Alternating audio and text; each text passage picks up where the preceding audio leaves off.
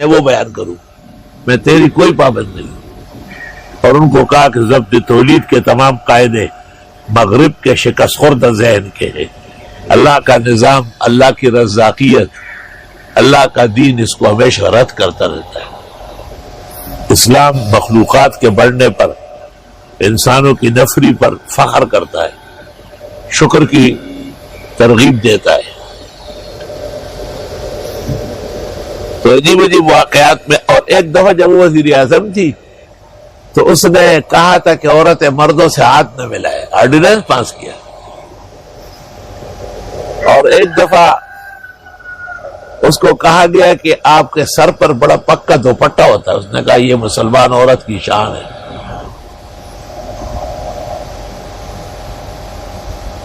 बाल्टी मिली से। और जब